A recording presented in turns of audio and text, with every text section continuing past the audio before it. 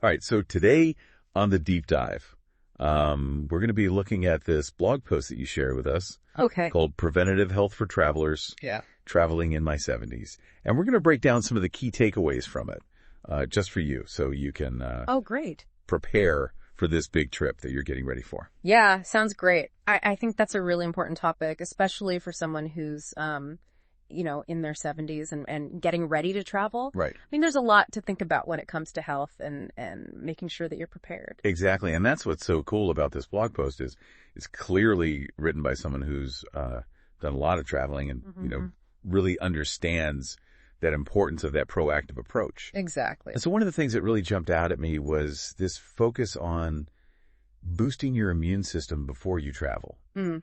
And I thought that was such a great point because it's kind of like, getting your body ready for all those, germs and new environments and things that you might encounter. Well, and it's not just about germs. It's also about, just being resilient and being able to handle the stresses of travel, like the long flights, the jet lag, the changes in diet. All those things can kind of take a toll on your immune system.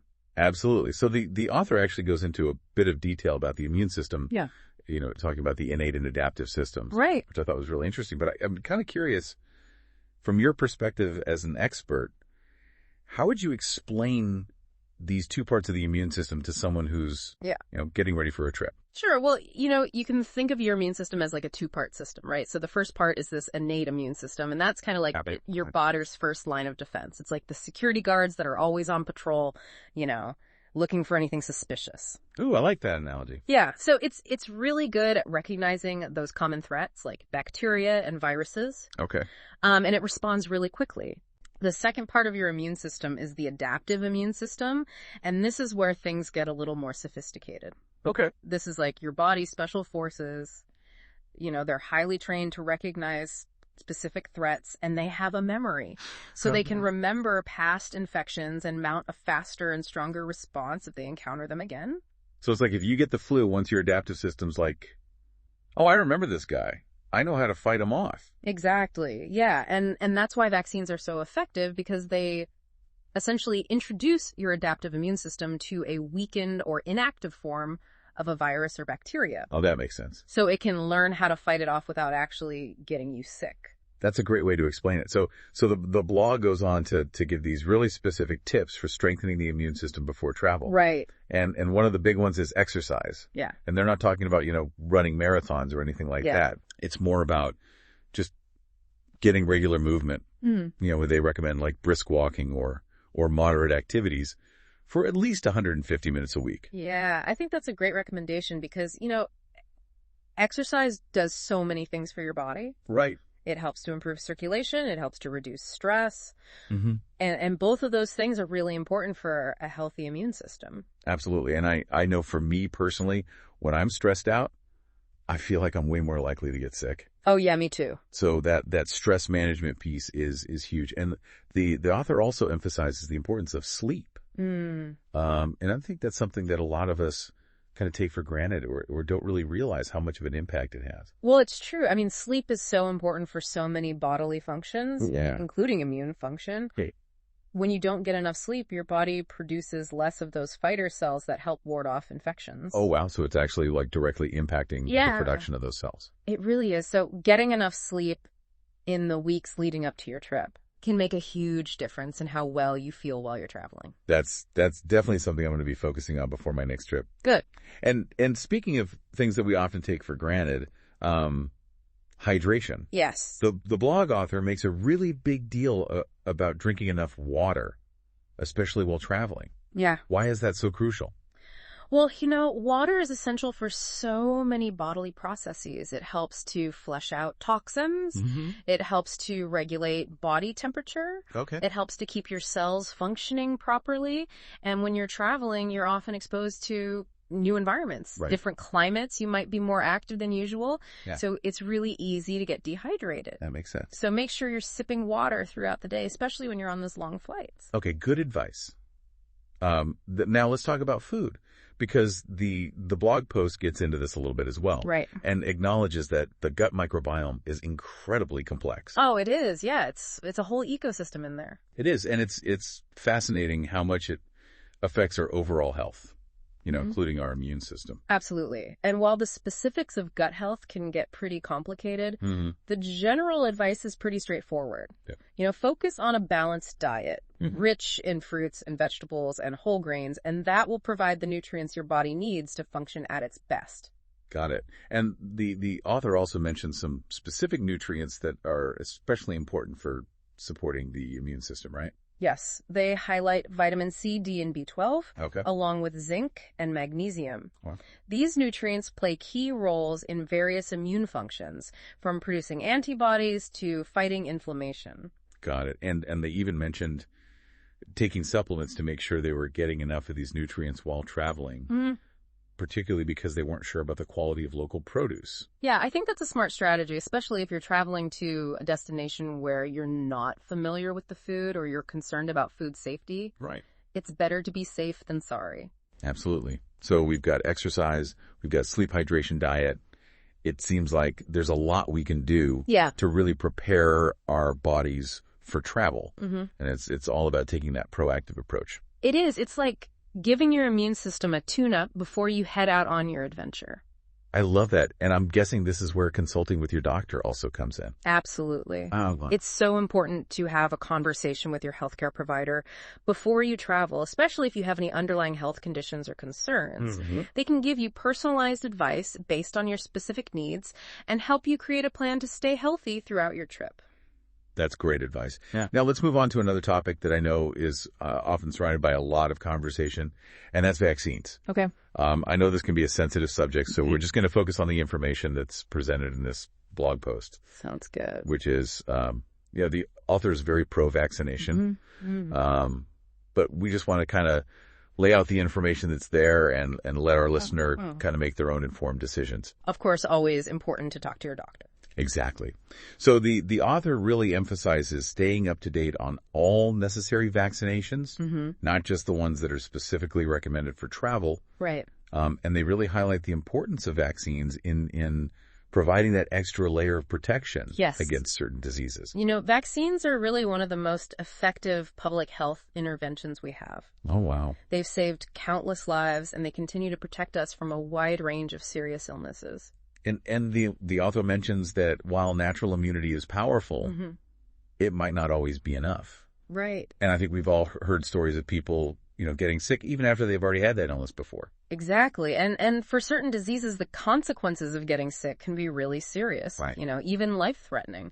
So vaccines offer a much safer way to build immunity and protect yourself from those potential risks. And speaking of potential risks, the blog post also addresses concerns about vaccine safety, particularly in light of the COVID-19 pandemic. Right. And they really emphasize that the speed at which the COVID-19 vaccine was developed was due to the urgency of the pandemic, not because any safety protocols were compromised. Right. It was an unprecedented global effort to develop a vaccine as quickly as possible. Right. But all the necessary safety steps were still taken. Right. And they actually provide a definition of vaccine effectiveness from Yale Medicine. Oh, okay. Which states that a vaccine should be safe, efficacious, and prevent severe disease.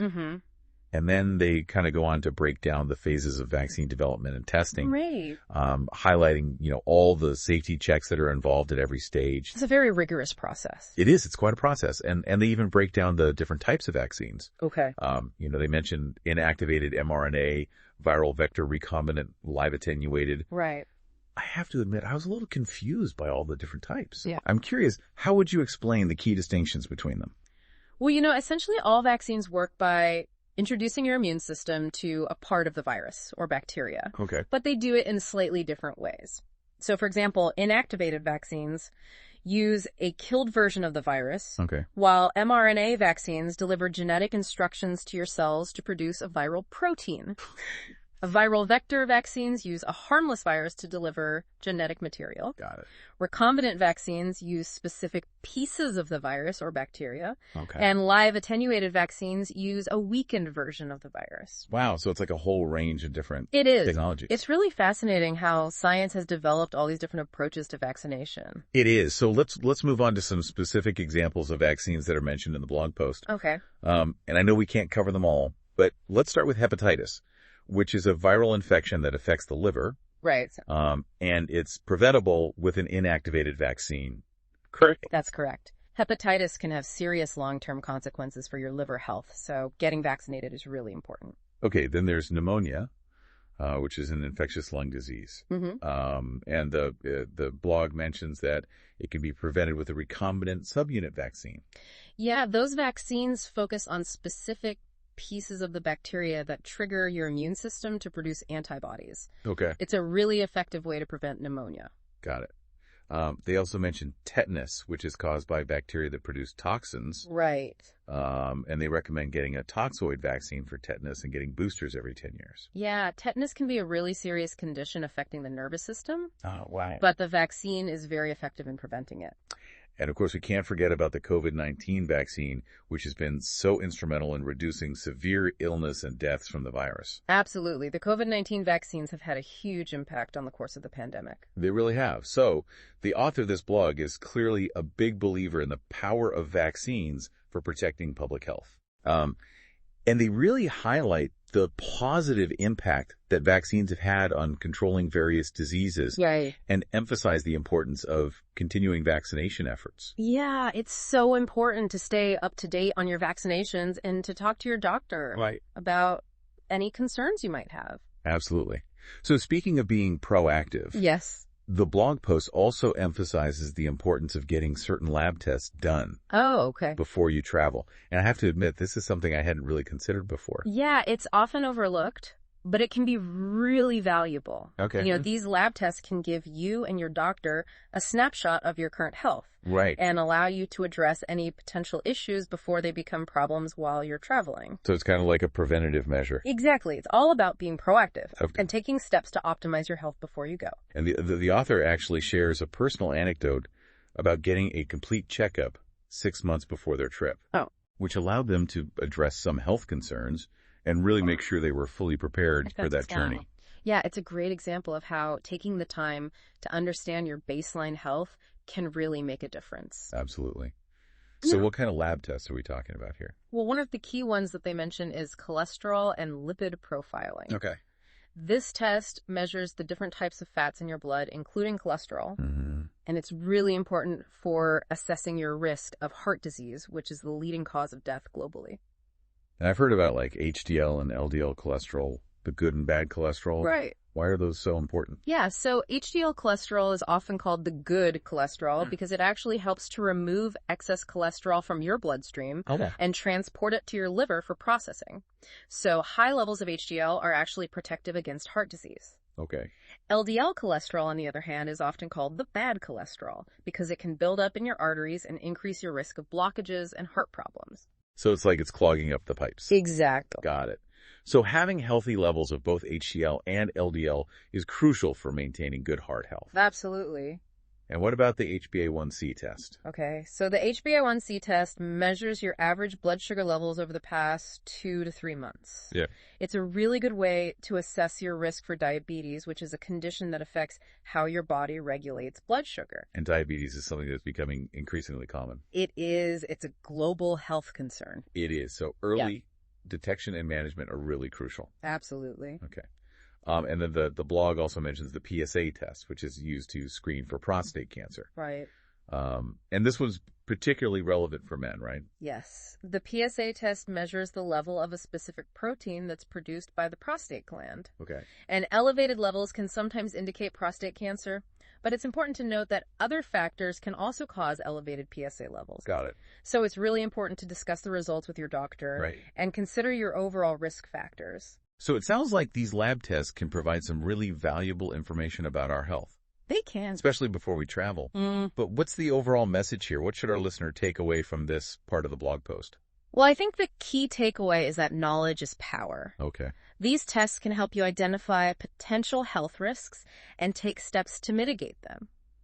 It's all about being proactive, right, and working with your doctor to ensure you're in the best possible health for your upcoming trip. That's great advice. Yeah. And I'm sure we'll delve into even more specific tips and advice in the next part of our deep dive. We will. But for now, I think this has given us a lot to think about. Absolutely. And remember, prioritizing your health is an investment in yourself, especially when it comes to enjoying those travel experiences to the fullest. Well said. Right. So to our listeners, thank you for joining us on this first part of our deep dive into preventative health for travelers.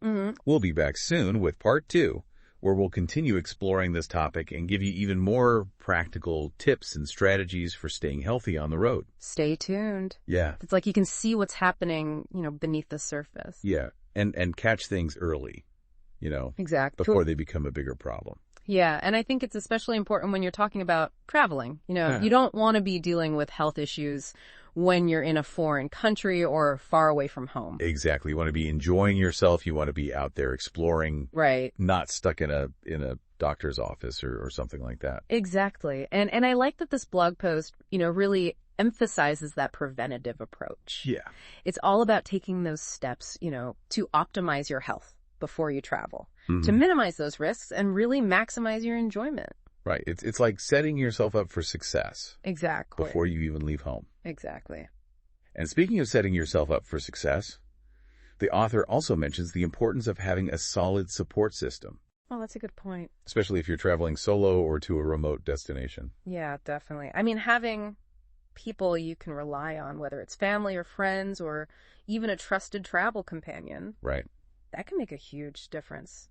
If you encounter any unexpected challenges or health issues while you're away. Absolutely. Yeah. It's like having that safety net, knowing that, if something happens, there are people you can reach out to for help. And I think it's also important to make sure, your loved ones are aware of your travel plans, your itinerary, just in case of emergencies. Definitely. It's all about communication, making sure that someone knows where you are and how to reach you if needed. Right.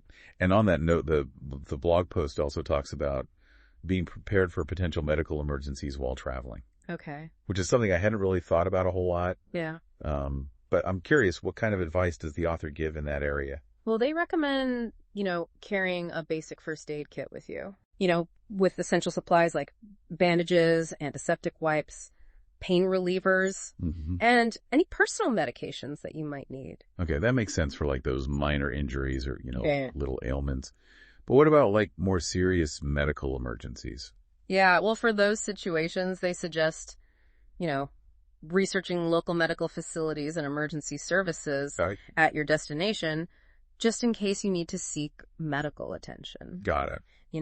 Having that information readily available can really save you a lot of time and stress in a critical situation. Right, because if something happens, you don't want to be scrambling trying to figure out where to go or who to call. Right. And I'm assuming travel insurance is also a big part of that. Absolutely. Travel insurance is so important. It can provide financial protection for medical expenses, emergency evacuations, all those unexpected events that can happen. Yeah, definitely a worthwhile investment, especially if you're going somewhere that's, maybe a little more remote or it doesn't have the same kind of healthcare infrastructure that we might be used to. Exactly.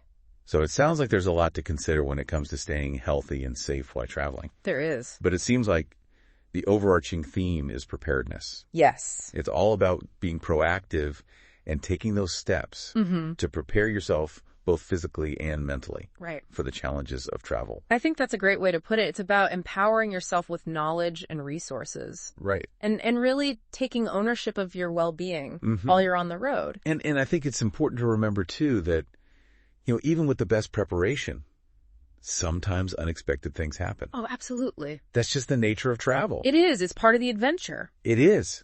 But by taking these preventative measures, we can at least minimize those risks. Yeah. And increase our chances of having, a healthy and enjoyable trip. Exactly. It's all about stacking the odds in your favor. And I think that's a message that resonates with everyone, regardless of age or travel experience. Yeah, for sure. So as we wrap up this part of our deep dive, I want to encourage our listener to really think about their own travel plans. Yeah.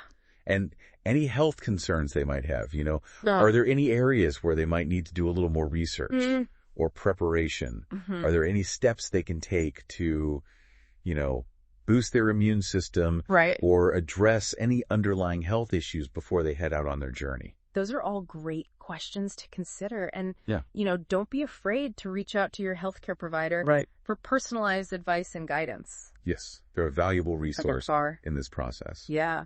And in the next part of our deep dive, we'll actually get into some more specific tips and strategies for staying healthy while you're traveling. Great. So things like, navigating different cuisines, managing jet lag, staying active on the go. Sounds good. I'm looking forward to it. Me too. It's going to be a good one. It's amazing how much there is to think about when it comes to traveling these days. It really is, especially as we get older. It's true.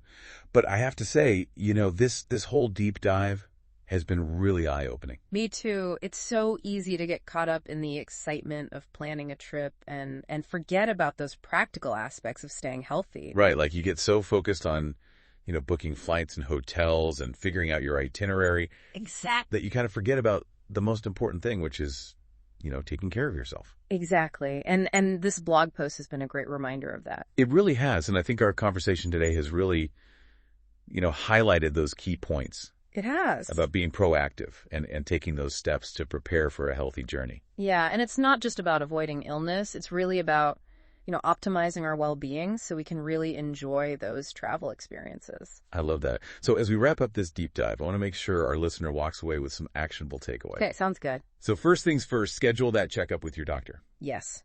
Definitely don't underestimate the value of a pre-travel consultation. Right. Your doctor can assess your individual health needs, review your vaccination records, provide personalized recommendations based on your destination. And bring this blog post with you to that appointment. Oh, yeah, that's a great idea. It's a great starting point for that conversation. It is. About preventative health for travel. Absolutely. All right, so next up, let's talk about boosting that immune system. Oh. Remember, that's your first line of defense against all those travel bugs. It is. And the good news is there's a lot we can do to support our immune system. Right.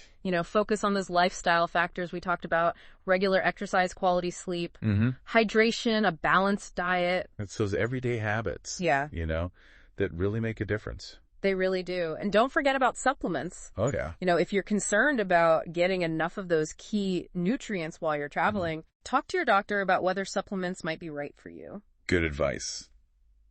Another important takeaway, be prepared for potential medical emergencies. Yes, definitely. Yeah. Research local medical facilities and emergency services at your destination. Okay. Pack a basic first aid kit and consider investing in travel insurance. Those are all great tips. And I think it's also important to be mindful of our mental health while we're traveling. Oh, absolutely. Travel can be exciting, but it can also be stressful. Right. Especially if we encounter unexpected challenges. It's true. So it's important to prioritize self-care while you're away. Make time for relaxation, stay connected with loved ones, and don't be afraid to ask for help if you need it. Great advice. And finally, I want to emphasize the importance of embracing a positive and proactive mindset. Yeah. Travel is an adventure. And like any adventure, it comes with its own set of challenges. It does. But by approaching those challenges with a positive attitude and a sense of preparedness, we can overcome them and create some really unforgettable memories. I love that it's all about embracing the journey with all its ups and downs. Exactly. Yeah. So to our listener, thank you so much for joining us on this deep dive into preventative health for travelers. Yes, thank you. We hope this episode has empowered you with the knowledge and insights you need to embark on your adventures with confidence and well-being. Absolutely. Safe travels, everyone. Safe travels. May your journeys be filled with joy discovery and good health.